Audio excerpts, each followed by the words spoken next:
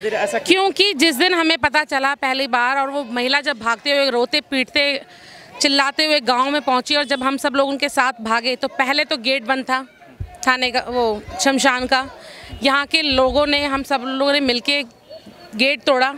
Gate तोड़ के जैसे तैसे करके जब हम अंदर गए तो हम वहाँ पे जाके क्या देखते हैं कि ऑलरेडी जो एक चिता जल रही थी पहले से ही, उसी चिता पे उस लड़की को उल्टा लिटा दिया गया, पेट केवल, और ऊपर से लकड़ियाँ और डाल के मिट्टी तेल डाल दिया गया था। क्योंकि वो उन लोगों ने ही माना, जो लोग अरेस्ट हुए हैं 4 लोग, उनको जब पिटाई लगी तो उन लोगों ने ये कबूला है। लेकिन उस टाइम क्या हुआ कि हम लोग उसको रिकॉर्ड नहीं कर पाए। लेकिन जो और लोकल लोग हैं, मैं और लोगों से भी आपको चाहेंगे तो बुलवा दूंगी, बुला के बाद में। उन लोगों ने माना ये बात कि हाँ उसके साथ गलत काम किया हम लोगों ने, और उसको फिर डर से कि कोई एक्शन ना हो जाए एक्सेप्ट किया उनमें से एक लोगों ने। 4 लोग थे, एक ने एक्सेप्ट किया उनमें से। तो जब पुलिस को पता चला तो पुलिस का काम था मौके पे, प्रोटेस्ट अगर लोग कर रहे थे तो पुलिस उनके ऊपर लाठीचार्ज करने लगी फर्स्ट डे। दूसरा, आरोपियों को उनके हवाले जब करा गया तो साथ में पेरेंट्स को भी बिठा लिया पुलिस ने। पेरेंट्स को बैठाने का क्या अधिकार था? अगर आपको 64 के बयान कराने थे तो आपको 64 के बयान कराने के लिए आप अगले दिन सुबह भी ले जा सकते थे उनको। जब यहाँ पे रात दिन लोग उनके साथ थे तो आपने उनको यहाँ छोड़ दिया और उनको आप ले गए। और वहाँ पे जो बच्ची की माँ है उसने सभी लोगों को बताया, कोई नई बात नहीं है, हज़ारों मीडिया के सामने वो कह चुकी हैं कि उनको अलग अलग कमरों में बंद किया गया और उनको बंद रखा गया। और वहाँ पे पुलिस के अंदर ही एक, क्या नाम है उनका, नरेश करौतिया, उन्होंने वहाँ उनके पिता के साथ, बेटी के पिता के साथ थाने में मारपीट करी। तो उसकी जिम्मेवारी किसकी है? क्या बेटी के पिता के साथ एक नरेश करौतिया नाम का एक इंसान है, वो थाने में घुस के उनको मार रहा है कि आप मुंह बंद कर लीजिए, जबान बंद कर लीजिए। तो इसका जिम्मेवार कौन है? ऑफिसर्स की बात है कि पुलिस ही जिम्मेवार है। तो पुलिस की जो हरकतें हैं, पुलिस ने जो अभी तक जो कार्रवाई किया है, तो उससे आप लोग संतुष्ट नहीं है? संतुष्ट नहीं है, क्योंकि संतुष्ट इसलिए नहीं है कि अभी एफआईआर तो हो गई है, वो भी 3 दिन में इतना प्रेशर बनाने के बाद, इतना जमघट लगा, लोग रात दिन सड़कों पे हैं, अपने बच्चों को, घर परिवार को छोड़ के हमें रात दिन यहाँ पड़े हुए हैं।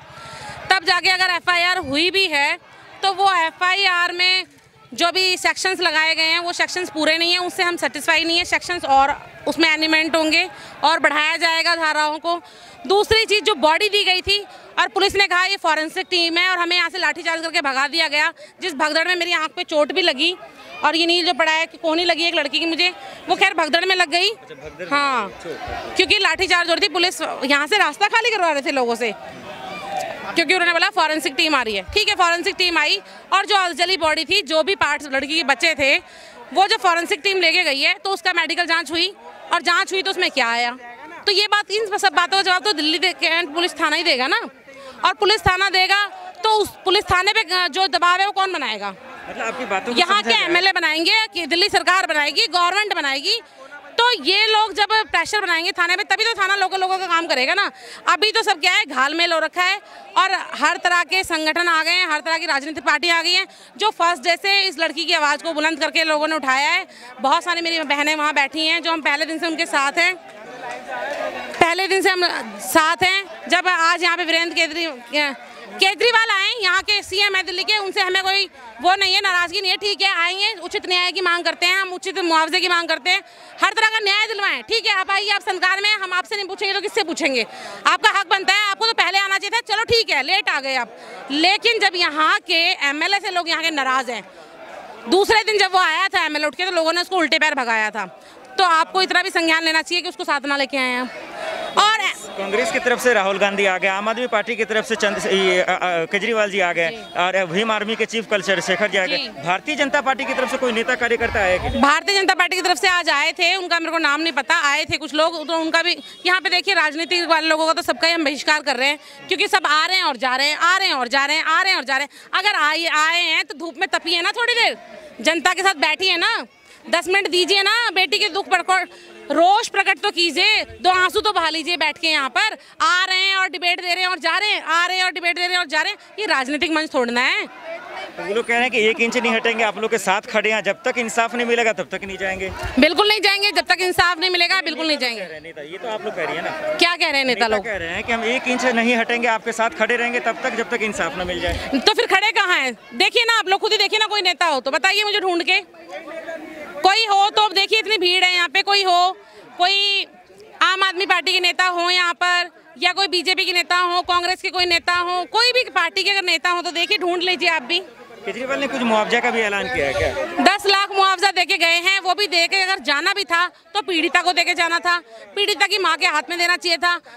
और पहली बात 10 लाख रुपए से कोई उस पीड़िता की बच्ची वापस नहीं आ जाएगी। हम बेटी की इज्जत को, आबरू को, जान को 10 लाख रुपए में आंक रहे हैं क्या सिर्फ?